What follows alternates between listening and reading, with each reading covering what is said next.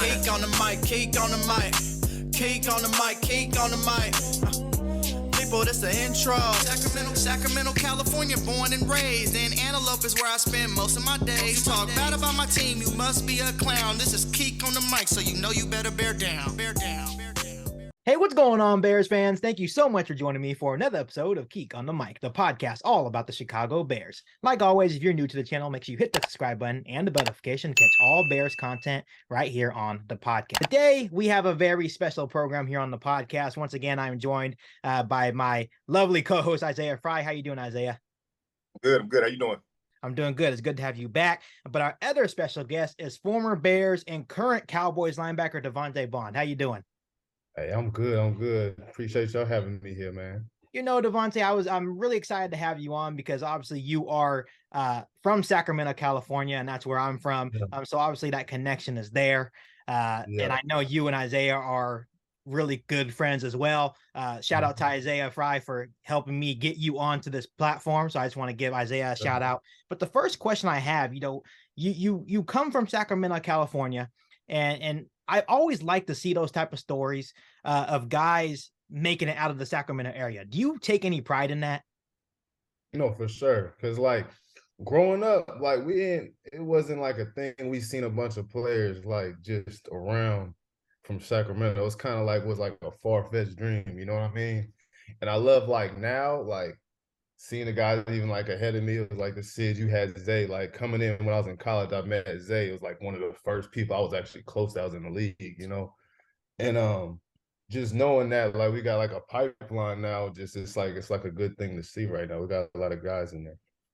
Yeah, you know, I know when I think about it, the only two guys I can really think about from this area is you and Shaq Thompson. And I think there may be one or a couple other guys that I can't really think of the top of my head, but you guys are the two that come on top of my head, especially when I think of like Foothill High School, because you went to Foothill High School. That's about 5 minutes away from where I went to high school. So I think that's just really awesome when you think about that. And it's a prideful thing because you come from a strong knit area. So I think it's really cool. So I want to go back to 2016 when you were drafted by the Tampa Bay Buccaneers. Tell me about the moment that you were drafted. Draft day is a stressful day. That's a stressful day. Like, you don't know what's gonna happen. You hear projections.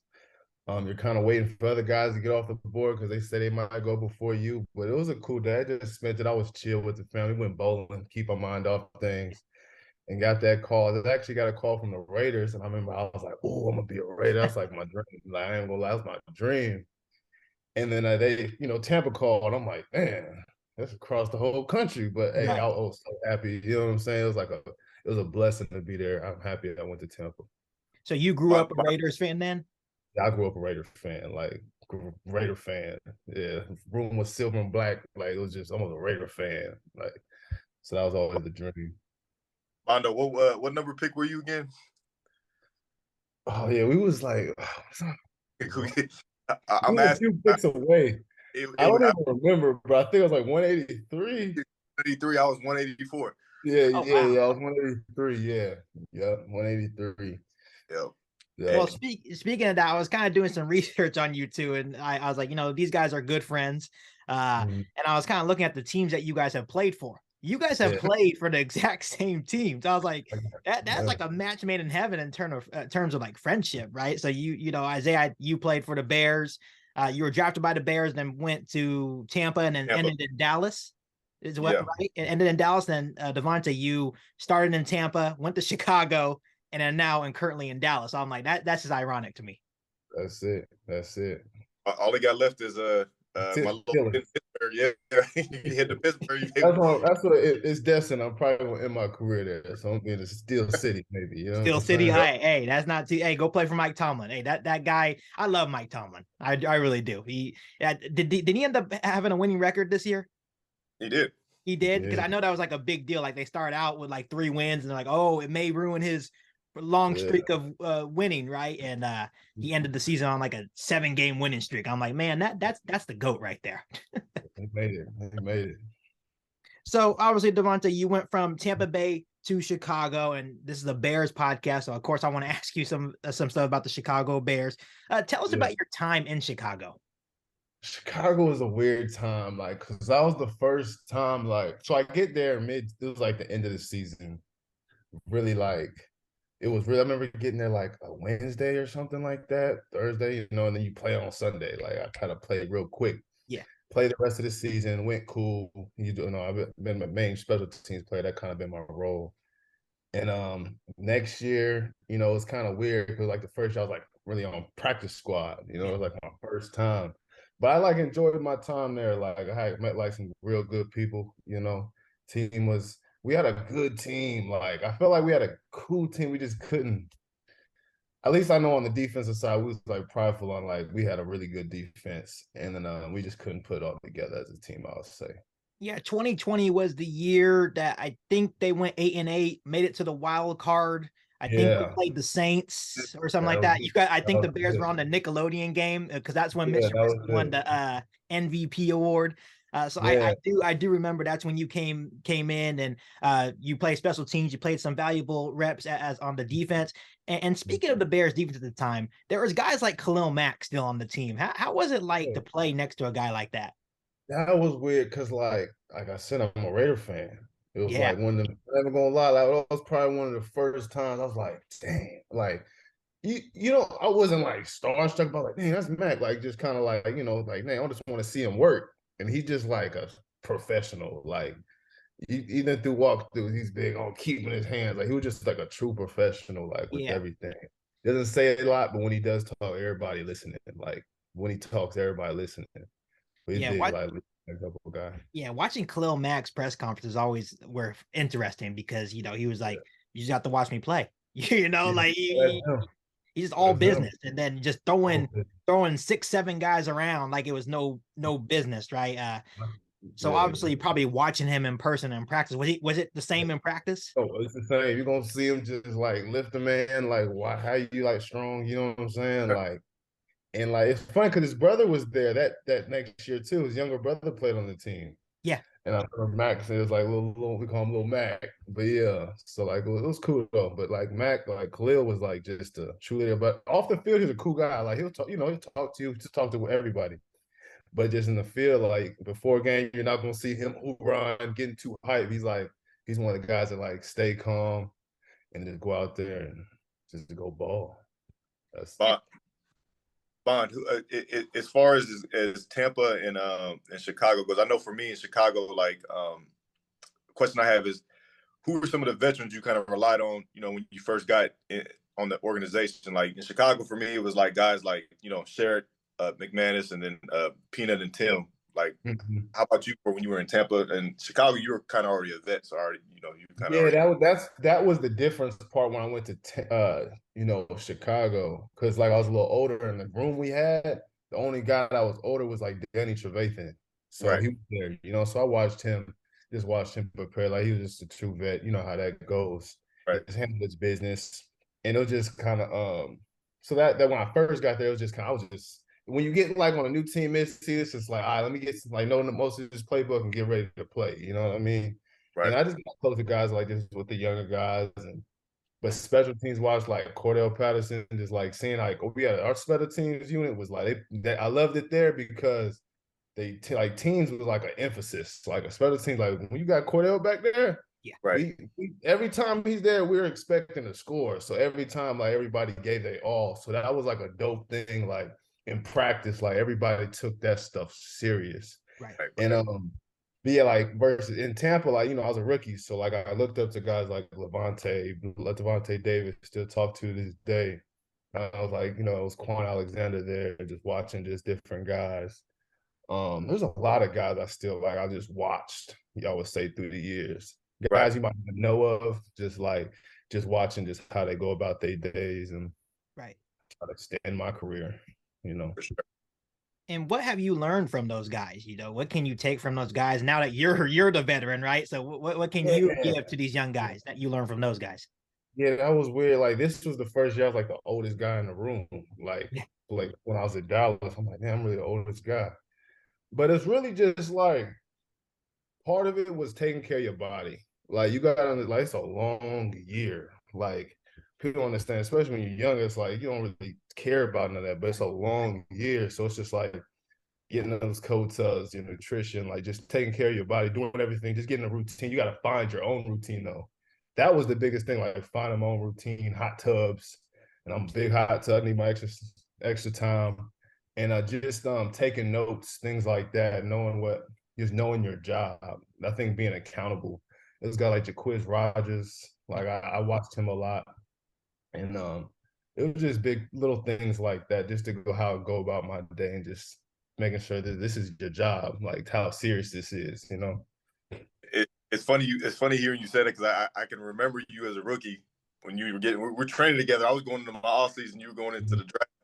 Yeah. And I remember you asked me all these questions, and now to hear that, man, it's funny because it's wild, ain't it? It's flew by too. I tell you that.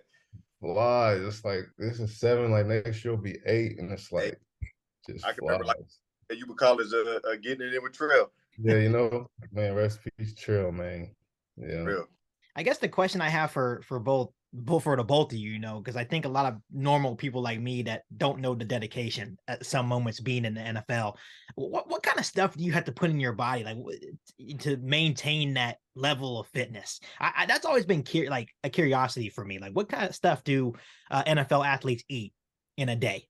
I know it probably depends on your position, but that's always been something that I've been curious about. I ain't even gonna lie, that stuff varies person to person. Like me, I gotta be on it. Yeah. But I'm telling you, I know some dudes on some Chad Johnson stuff that'll go out there and ball off McDonald's. It doesn't matter. Yep. Like, that's a real thing. Like, right.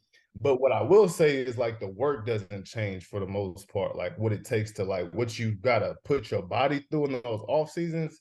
And I think that's the hardest part, like mentally, like because you gotta put your your body through so much stress, getting your heart rate up to them 200, like to a point like most people just don't know how to work at that pace. That's the hard part, like knowing how to push your mental that hard for that long. I think that's the hardest part. But the diet, for the most part, I eat pretty clean. The season, it just changes. Of course, I'm not eating no cakes, stuff like that before. I'm like big on like no dairy, things like that, and red meats, unless it's like a true off day. Like it'll be like right after the game or something. That's just how I do it. So you're telling me, go ahead, Isaiah. Basically what he's saying is correct, because him and I had different diets. Like a guy like him and then Sherrick, man, they can just pretty much eat whatever they wanted. Like a guy like me, I had to go on like a low carb diet so I can keep my body fat down. That was big because they wanted me at a certain body fat that I had to maintain. So my off seasons weren't fun. I had to eat some food that I did not want to eat, but it was necessary. And like, so that's it. And it's like, of course, you kind of got to build habits. Like you just realize like, okay, like it kind of comes like natural after a while. But like certain people, I remember Zay going through them like, oh, I was young, I was in college. But I remember you having your best camps then. You know what I mean? You was cut up. But you have to do that. Before camp, I cut stuff down to like before camp, like those like that, right when you get to leave OTAs, maybe that first week, I'm like, okay, I might eat a little bit. But after that, it's like straight clean. I'm not eating sweets, things like that. I cut all that down. Yeah, and you're absolutely right. It does vary per person, because I've seen, these young rookies coming from college saying, oh, yeah, I just eat Chipotle burritos, to bulk up. And I'm like, well, I don't think that's going to work in the NFL, right? These coaches are going to, nutritionists are going to come and get you right. So. Yeah, no, for sure. Like I'm taking all my vitamins. I do all that, turmeric, cucumber, like I take it all just to make sure my body stays right. But like I think later now it's more important than it was before. Before I it's just like my body can go. But now I ain't gonna lie, like I'm kind of I mean, Bon, what was your coming in weight and what is your playing weight now? Because I know it's completely different. Because I remember you coming in, looking like a Mike Backer, like a real stout Mike Backer, but now you like real lean and because in college, like there was a point I was 252, right? Like, and I like got to like 240, so I came in around 240s, things like that. But now I'm like 232. Like I feel better. I can run better. I'm not as tired. Like, and then I learned being a special teams player, like I don't have to be all that heavy. Like I know that, like my good like range is like that 234 to 236 where I feel like I got enough strength and I can still roll. Right. But like playing team, I'm trying to roll. Like that's Right. just been my kind of my role in the league for a while. So I'm trying to roll, so I gotta stay a little lighter. Definitely. So I'm curious, Devante, you played in 3 different spots now, and there is a wrong answer to this question. What was your favorite spot? Chicago, Tampa, or in your current situation in Dallas?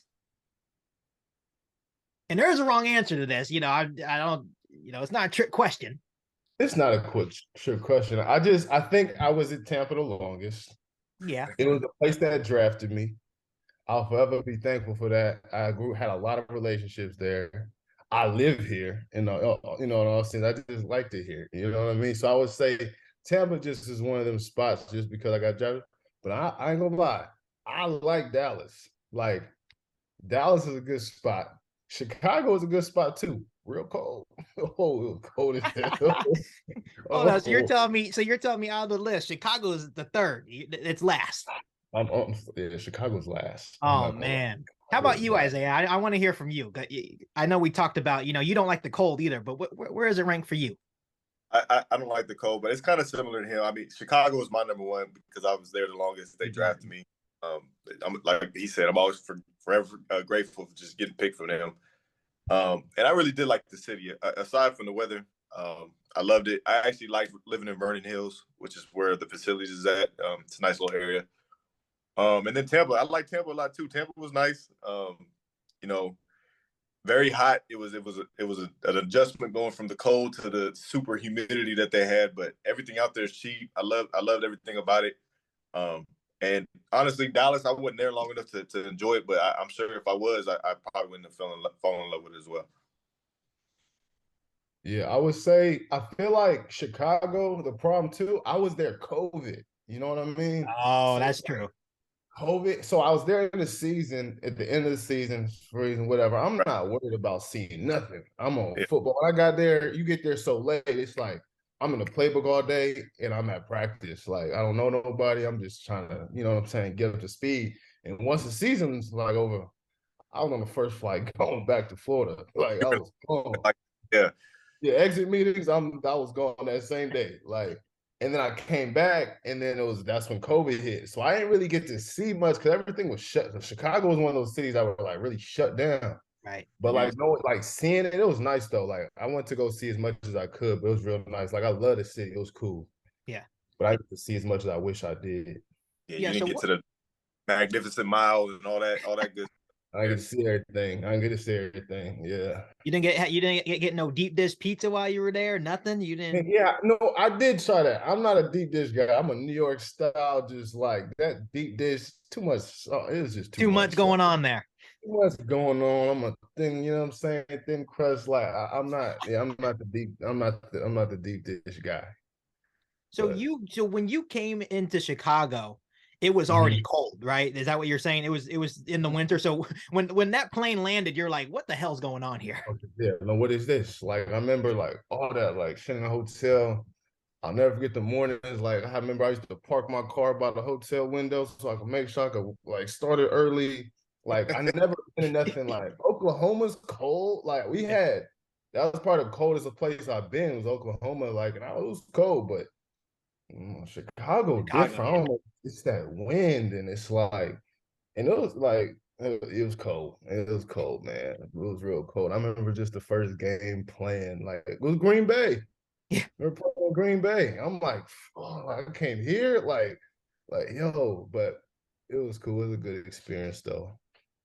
Yeah, I remember Isaiah in one of our podcasts was telling me his story about playing in Chicago, and he said, it wasn't even that he got hit so hard. It's like something about when you made a tackle, the C on the helmet fell off, and you had like a scar or a cut on your forehead for about a couple of weeks. And I remember I posted that clip on social media, and the only thing people were saying was, "Damn," And I remember that was my first time going to Chicago. It was back in 2016 to watch the Bears play, and we went when it was cold, and the taxi driver said, "Hey, stay in the airport. Trust me." You're from California. We know that you're not going to be used to it. We didn't listen. We were being hard headed. My dad and I, we were excited. We go out there and it felt like I got punched in the gut. Like I was like, this is cold. Like this is different, you know. And when we went back to California, it was like 40 degrees outside, but it felt like 80 because we were just in negative, degree weather. So Chicago is different when it gets cold. It's different. That stadium, how it's by that water. Yes. Like playing there, like I don't. It's that wind hits that water. I don't know. Like playing it different. Yeah, we had a late game like Sunday night. I'm like, man, this is wild. Like playing, I'm like, yeah, this is a little different. Cause it gets so cold that when you're trying to squirt the water out, instantly when it comes out the water bottle, it instantly freezes. It's cold like that. It's really cold, man. Yeah. And it's like I'm sitting by them heaters. I got everything. I'm Vaselined up. You know what I mean? Hey, tell me this. So after I don't know if they kept it going on. So when I was there, it was years tradition that the defense couldn't wear sleeves. Yeah.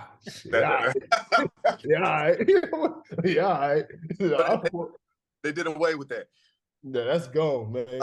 Hey, Isaiah, I think you got played. I think you got played there. I didn't because everybody out there had no sleeves on. It wasn't just me. Hey, that tradition's over. Yeah, I respect it. Like, no, man. Guys like Lance and them left, man. They just stopped it. That's probably what it was. Because Lance was the one that kind of enforced it. Lance Briggs, yeah. Another sack guy. Yeah. So when you got into Chicago, you're a linebacker. So you kind of know the traditions of like Chicago Bears linebackers. Was that kind of a cool deal when you got signed by the Bears? Yeah, no, it was cool. Like even when you get there, it's like a feeling, like a history you get there. It's different. Like Tampa is Tampa, but like I don't know, when you go there and you pull into Hallis Hall, like you see it all. Like they let you know as a player, like what was here before you. You know what I'm saying? And of course, like knowing a Lance Briggs and Brian Urlacher, like it was just like, okay, this is the Bears. Like this Bears is the Bears. Like, it's just one of them staples in the NFL that everybody just knows. Right. Bond, so I want him to tell this story. Bond, tell Keith and the audience about your Super Bowl story. Oh my gosh. Oh man. So peep this. So I finished this season on my last season with the Bears on practice squad. So I finished the season and I'm like, okay, I'm back to Tampa. I get a call from my agent like, hey, Tampa called. They really might need a special teams guy for the Super Bowl, like after this game, because they're having a lot of injuries. So I'm like, hold on, I could play, I could just switch teams like this, because I didn't sign my contract with the Bears. Like the Bears are trying to have me kind of contract, and I was like, I'm trying to wait. And I'm happy I did because the opportunity that I had. So they called, they told me it's COVID time. So they're like, we're happy you're already here. So can you just drive up to the facility every day? It was like Super Bowl's it's like 2 weeks before the Super Bowl. So that whole week, the first week, I'm just COVID testing, talking to coaches. They're like, hey, we're waiting for you to come back. How you feeling? Whatnot. So I'm back training, like I'm about to go in this Super Bowl. I'm like, I'm ready to ride. Like I'm about to out here. I'm about to mess around. Play one game, get me a ring. Like I'm about to be lit. I'm talking to dudes on the team. They're like, yeah, come get this ring. Man, I'm over here. So I tested for a whole week. Even the week before of the Super Bowl, they're like, hey, we don't know right now, but you can still come. So I ended up still going, but then they just decided, I guess the guy they had he was getting healthy enough, and then they didn't sign me. But I was this close to getting my ring. Having a ring. Oh, man. Right place, right time, too. Oh, man. Oh, I was like, damn. So, yeah, it was funny. I was training hard. I was like, damn, y'all over here messing my vacation up. Because I usually start training, right after the Super Bowl. Right. Yeah. I was out here hitting it, over here acting like I was running on my punch, getting it right. But it's all good. It's all good. And especially coming from the Bears that year, it's not like the Bears were great. Like they had a decent team, but they weren't no Tampa Bay. So that would that's crazy. Tom over there now, and I just left, and I'm like, I just left. I'm like, damn, they out here balling. They about to go to Super Bowl. Okay, I'll for sure bounce back. Knew the coaches and everything, but it's all good. I'm happy for the guys that were there though, for sure. Yeah, I remember once the season ended, I was like, what happened to Devante Bunk? Because I thought you played really well. Like for you coming in, like right away, you were productive, like special teams, defense, all over. I was like, oh, we can bring him back.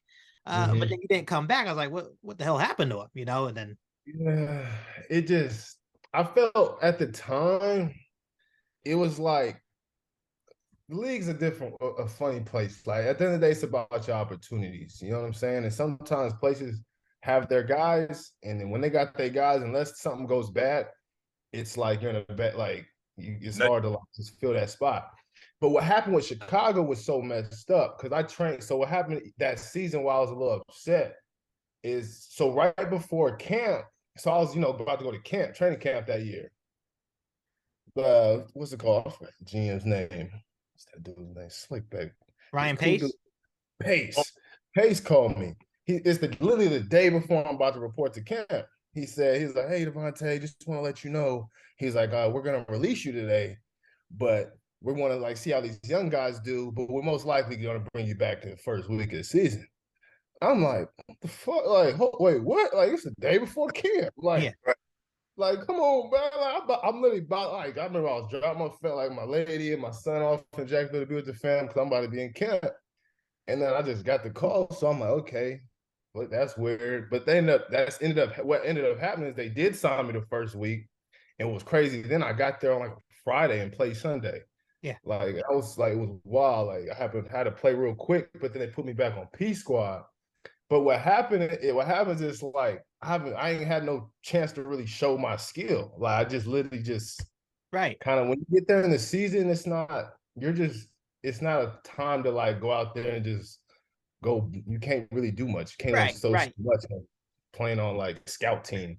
I for sure try to let my presence be known. Like, I did that real early, but like you can only do so much. You know what I mean? And I do want to let you know this, and this is coming from not only me as a Bears fan, but all the other Bears fans that watch this podcast feel the same way. We don't really like Ryan Pace, and we don't like Matt Nagy either.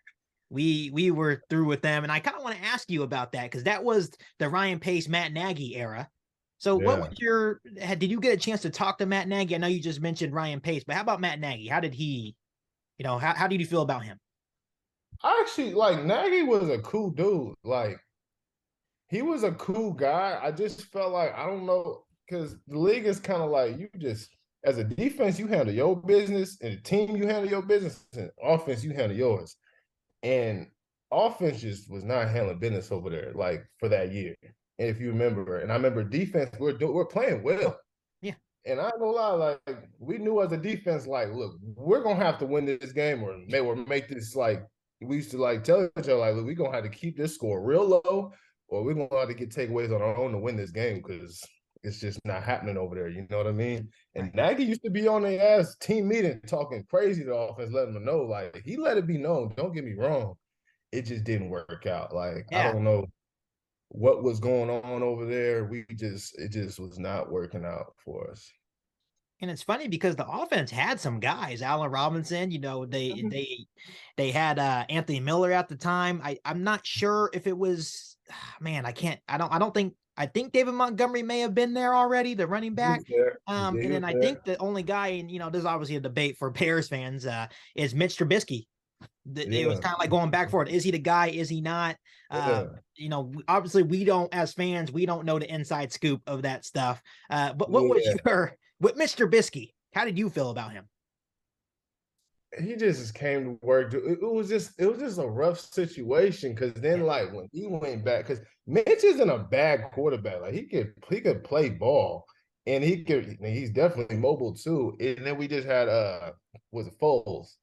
Yeah. And then I remember what game was it? Was it Atlanta when he came in and just like had the visor on and everything. Yeah, like, and then once then it was just like Foles kind of like had this like confidence with him. He always had it like through practice. And I think that was the thing, like as a team, like you like that. Like he just feel confident. He don't care what happens. He just had this confidence about him. And I think kind of that's what like coaches seen. And I think as a team we seen it. And we felt good going forward, to be honest. Like because he just had this confidence. It didn't always work out, as we all know. But I think it was just like showing that confidence how he was, and that just was it. made them go forward with him versus Mitch. And after they got rid of Mitch Trubisky, there was like this whole bunch of rumors saying that Matt Nagy didn't like Mitch. He it wasn't his guy, so that's why they kept going back and forth with him and Nick Foles and just a whole bunch of stuff. It's you never know what to believe, but that's what we were hearing. Honestly, I don't know what went on around. Like I don't know that part of but I didn't sense that. But honestly, I don't know what went on over there. Yeah. Did he not get drafted during the Nagy era, or was he drafted during the Fox era? He was drafted during the Fox era because that was like the big problem because John Fox wanted Jamal Adams in 2017. Gotcha. And then they traded up to get Mitch Trubisky. So that was kind of like John Fox. That kind of pissed off John Fox, which I like John Fox. I feel like he was a good coach. Just kind of he helped the Bears kind of get out of the slumps. Like the Bears were really, really bad when he came around.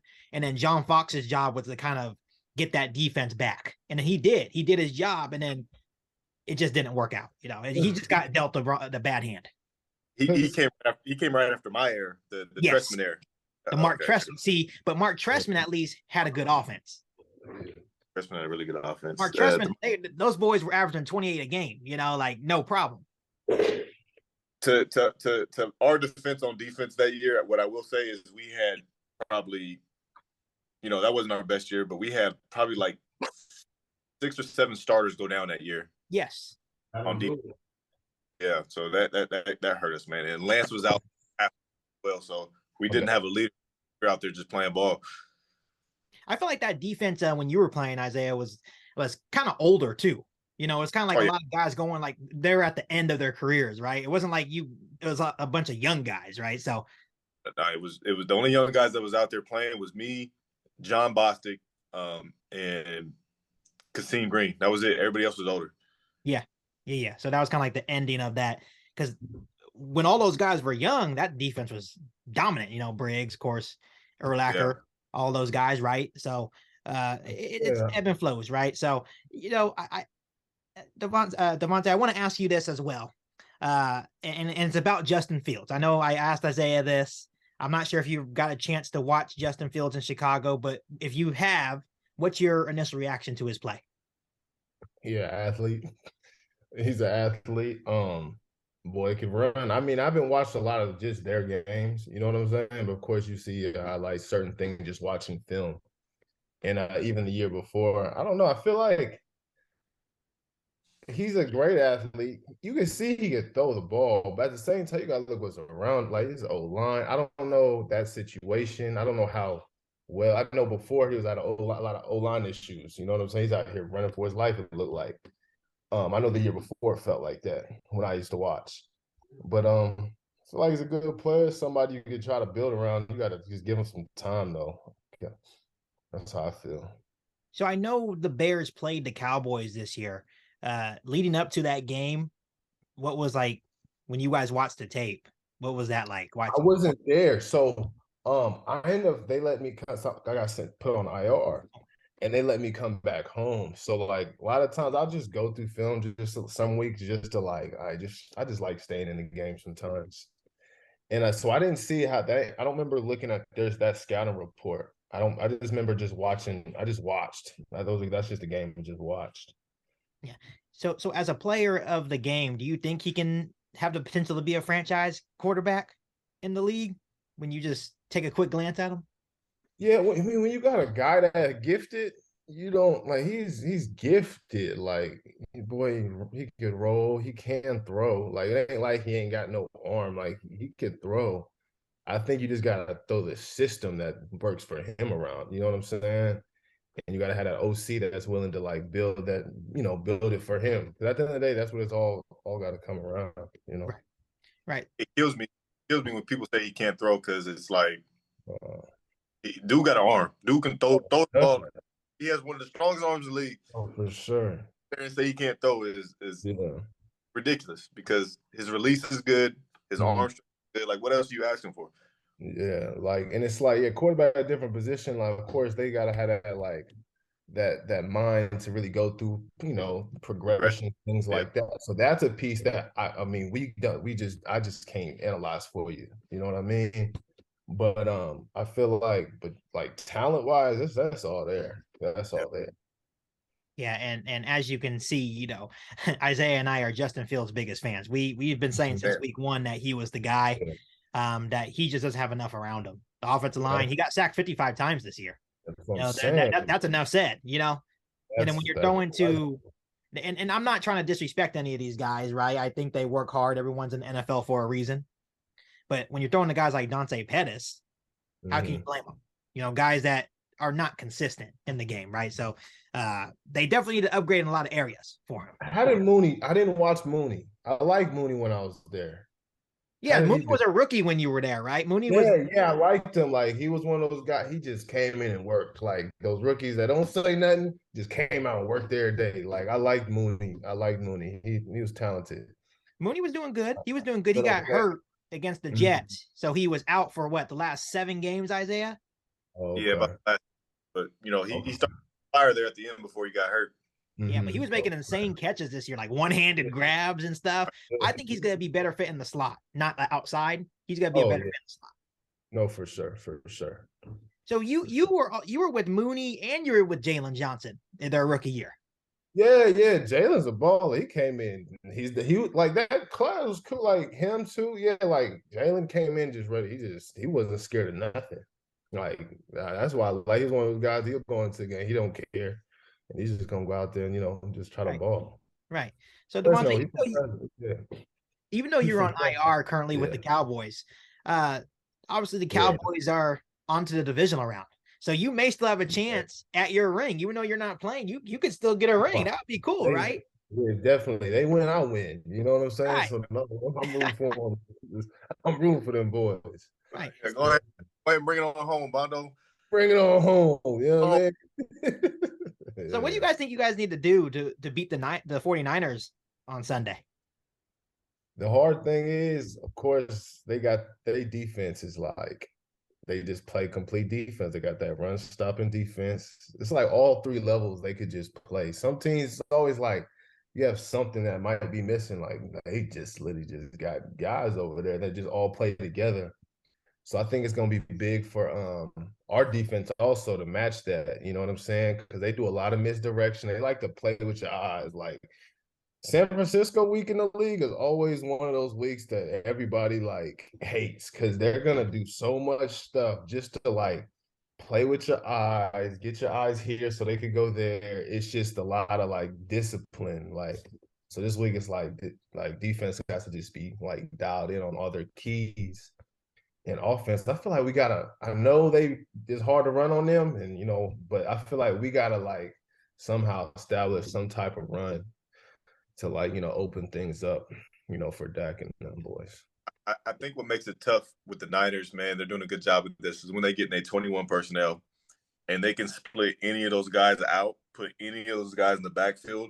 Like, you have no choice but to play a zone defense. By the way, you can't play any man; it's impossible. You can't. And it's impossible. It just makes it difficult. And if you do, you're gonna be just running around. But that's kind of what they want. They want you kind of to run around. So they want that. They want that Sam Becker out there playing. They really want. And I ain't gonna lie, that boy Micah, like people don't realize, like that's a freak athlete. Like it was one thing watching. When I like on TV, but when I was there and I went to practice, I'm like, I watched him in games. I'm like, this different. He's good. Like I wouldn't feel if he would like went out, you know what I'm saying, had a match Christian. Like that's McCaffrey. Don't get me wrong. Like he gonna get busy. But he gonna hold his own. I feel like he'll hold his own. You know what I mean? Yeah. You know what I'm saying? But so it's like I don't know how they're gonna match it this week. You know what I mean? So. We'll see. I like our DC. So I feel like they're gonna find something. We're gonna learn our lesson, especially from last year playing them. So right. You know. And I'm curious. This is a question for the both of you guys: Is Brock Purdy the truth, or is it just because he has so many weapons around him? Both. I agree. Both. I completely agree. I think it's both. Like, do you think he's that guy? You think like? He has some swag and poise to him that you can't, man. And That's half of his success right now. Yeah, and I think you got a real problem with like Trey Lance coming back. Yeah. Like, yeah, you got Trey Lance, you drafted him. You gotta like he's your first pick, you lost some stuff, and it's like, but you right. I wouldn't be mad to ride with Purdy, like, because he really been balling, like, and it's a system. Don't get me wrong, that system is difficult just as a defense to Right. just defend. Like, it's just everywhere I've been, I feel like I played them probably about four or five times since I've been in the league. And every week it's like, all right, it's just the same thing. And it's just, we just know like they're going to play with, as a linebacker, it's just a lot, especially because we got to set everything. We got to call everything out. So it's always like a big, like for us, it's like, you better be dialed in this week and get right. But the system's good. I like the system, but he just, I think he's operating in it like better than anybody thought he would. Like, his strong attribute as a player is intermediate throws, and all their players, are basically intermediate players, right? You got Ayuk that maybe out of all of them can maybe pop the top off. Yeah. But 10 to 15 yards in and out of break. Yeah, so that's perfect. Yeah. Yeah. So Isaiah, I guess this is, because since we've been covering the Bears all year long, and since the Bears run a very similar system, they just don't have the personnel to run that system right now, right?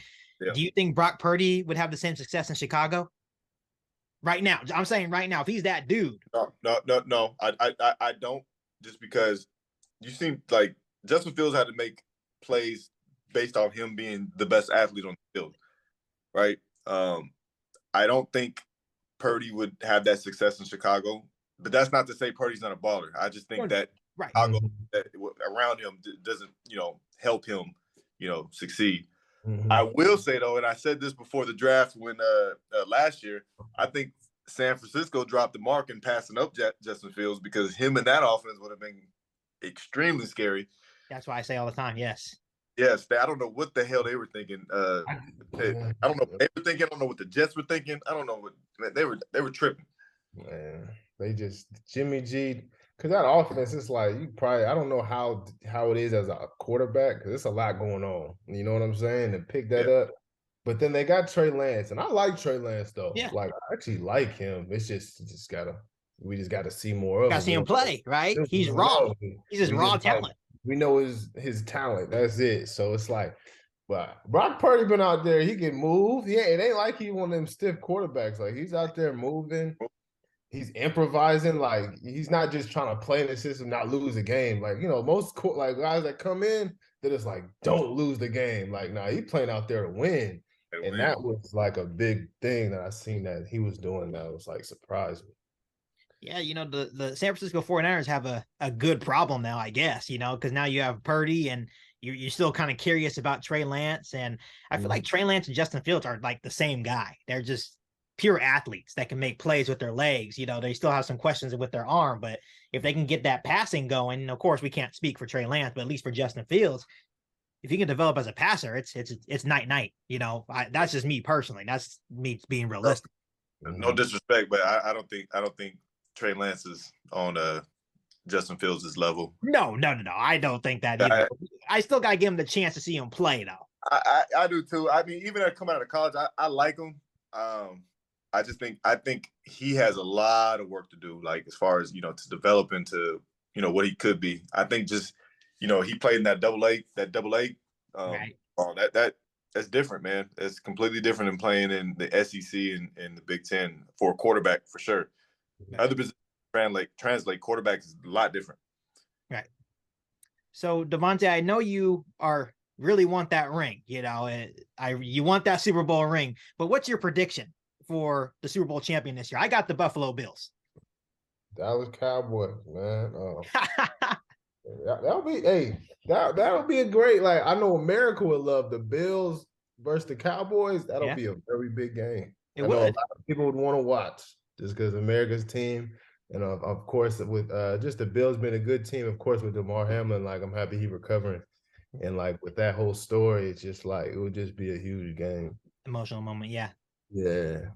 But I'm going with my boys. Going with the Cowboys, America's team. How about you, Isaiah? I know we haven't talked in a long time. Who's your pick? Can I do an AFC and an NFC? Yeah, go ahead. Hey, break it down. Okay. If I had to pick in the NFC, sorry, Bondo, I'm gonna have to go with the Niners. They riding high right now. They hot. They hot. Hot, man. They hot. I'm rooting for y'all though. I want you to get a ring. So Yeah. I'm just if I had to pick logically, I think I'm gonna pick the Niners right now. I got you. Yeah, emotionally, I'm going for y'all. Logically, I'm going for the Niners. Put your money down. You got to put your house, everything. It's like, hey, I ain't mad at you. I got you. And then AFC, man, I can't go against Pat Mahomes, man. He's been balling all year. He used to this. This is what he's built for. Yeah. Guys, they just haven't been there where he's been. So I'm thinking Chiefs. And you think the Chiefs are all the way, like they're going to win the Super Bowl? Yeah, if I had to pick a team in the AFC, I'm picking the Chiefs. Yeah, I think it's going to be an AFC winner this year. I think the AFC is just stronger. Right. If I really look at it, I think in the NFC there's some hot teams, but when you look at the AFC, it's like these teams are built now, like they're ready to go. That's not no disrespect to the Cowboys or the 49ers. I don't know, the Bills, Chiefs. You even got the Bengals over there. I don't know. That's all I see though is the Bills and Chiefs, and the Bengals. You don't think? All right, I see the Bills and Chiefs. That's about it for real for me. You got your Jags, we're not even gonna congratulations. You know what I mean? But you're not thinking that. And I feel like on our side, the Eagles, they've been rolling. You know what I mean? And you do got them Niners that I believe are still there. Right. And then you still got us Cowboys. I still feel good about us. Okay. So, Okay. but I see what you're saying because Pat Mahomes is Pat Mahomes and them boys. It's one of them things you just can't doubt. And then Bills is just offense, defense. They just got guys. Right. Guys at the ball. So. And people forget that Von Miller, man, he's out. Just imagine if they had Von Miller. I know they had a finisher. He's that closer. You know what I mean? Von is that game closer. That's hurting him. It is. It is. So we'll see though. We'll see how they. But I would go Chiefs. If I'm saying somebody coming out, I'm going Chiefs though. Yeah. And Devante, you have to promise Isaiah and I something. If the Cowboys do win the Super Bowl and you get that ring, once you get that ring, you have to come back on the podcast and show it off. I'll be just like this. Yeah, I'll show it all off. Yeah, I'm gonna show you everything. I'm gonna order that damn. They let you order a trophy. I'm gonna order that thing and everything. Tell you, I got me the ring. Nobody gonna know in life I ain't playing it. My favorite part about the Super Bowl winner is after the Super Bowl, they're like, Kansas City fans, your team just won the Super Bowl, and come get your DVD, the towel, the jersey. Hey, if the Bears ever win one, I'm about to be broke because I'm spending all my money. Yeah, because that's a once in a lifetime thing. You don't know when they're gonna go back. I tell the story all the time. The last time the Bears went to the Super Bowl was 2006, and I was 8 years old. I'm 25 now, and I remember asking my dad. I said, "Hey, Dad." As a young kid, I didn't know. I was like, "You think they're gonna go back?" And he's like, "Yeah, son, they'll be back." I'm 25 now. That's when I was 8. So that was when Devin Hester took it back. Yes. Yeah, right. I remember watching that at the house. I was young. I'm 29, about to be 30. Yeah. But I was young. I remember being young watching that though. It's one of the first Super Bowls I really remember. Yeah. If we didn't have some, not me, I wasn't on the team yet, but if there was some chumps playing in 2010, they would have made it too. They should have made it. 2010. Yeah, hey, that game traumatizes me, man. The 2010 game, that because the Bears were really good. What happened in 2010? We lost to the Packers. Lost to the Packers NFC Championship, and I ain't gonna go into why they lost, but they lost on because of some BS. Yeah. Gotcha. Yeah. Well, it's Aaron Rodgers. It's Aaron Rodgers. Come on now. He is the Bears owner. Of course they're gonna. Aaron Rodgers. I wonder what's going on with him. Yeah, you guys think he's coming back or what? What's going on? I think he's playing with them, boy. He got all that money. Yeah, man. I think he pulled that thing. He did it kind of last year. I feel like give him some time. Yeah, let him drink some ayahuasca, man. He gonna be all right. He'll be all right. Brady, I don't know though. Brady, I don't know. Yeah, Brady looked rough. He looked rough on that playoff game. And I still think he can play. I just don't know. It got to probably be the right situation for him to say, I'm coming back. Here's my prediction on him. He's either going to retire or he's going to go to Las Vegas.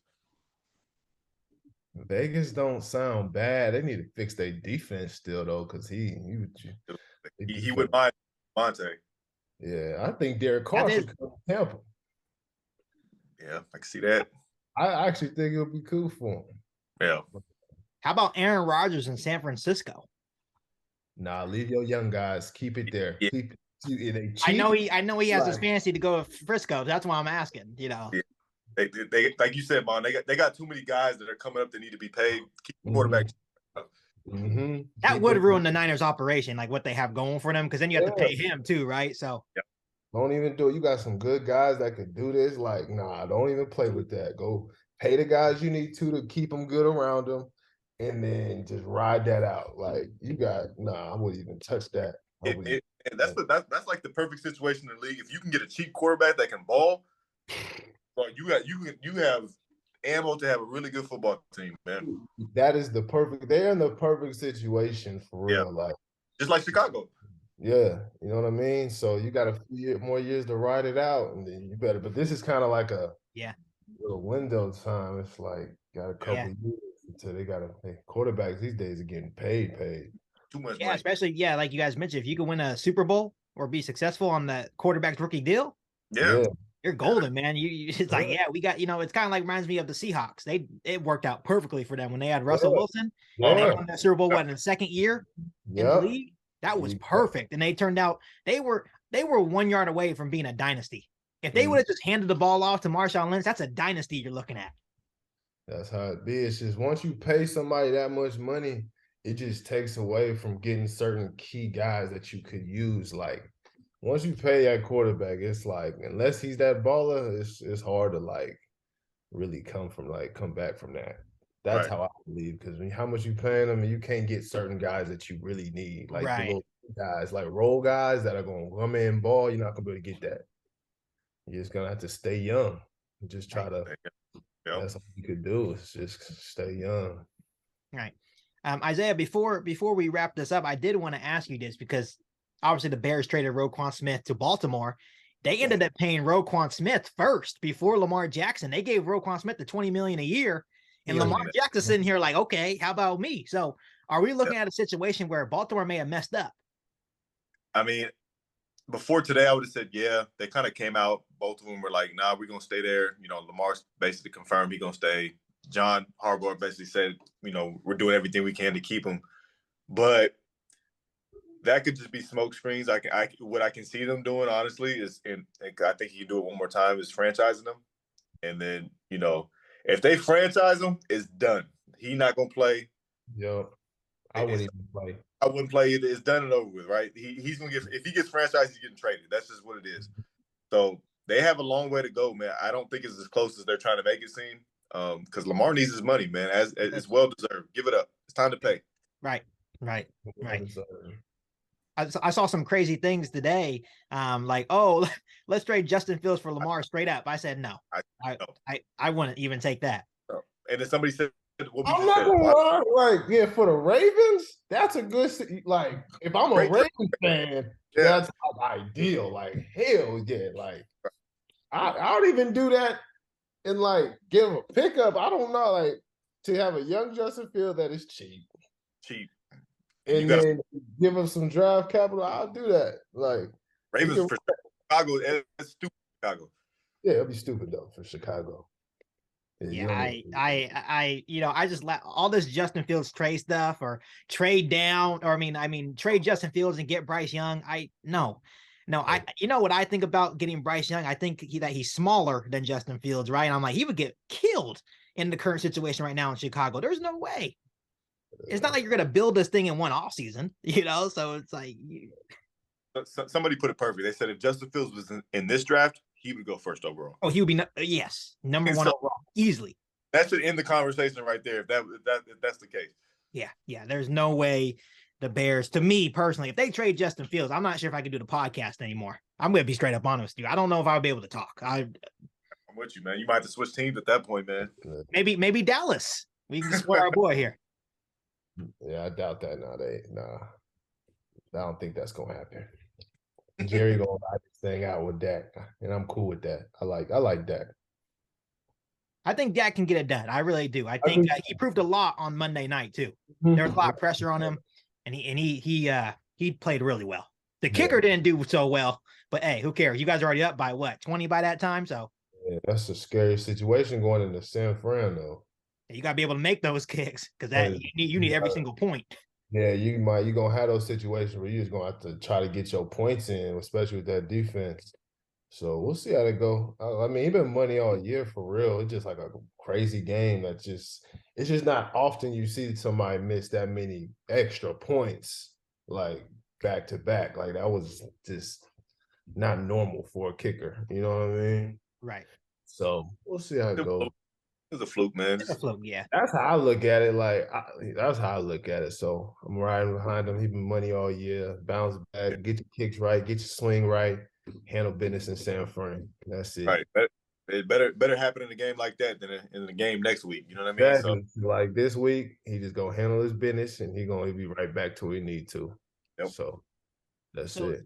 So Devante, my last question for you before we wrap up the podcast is what's next for you? I know you said you're currently on IR. You're getting healthy. I hope that's going well.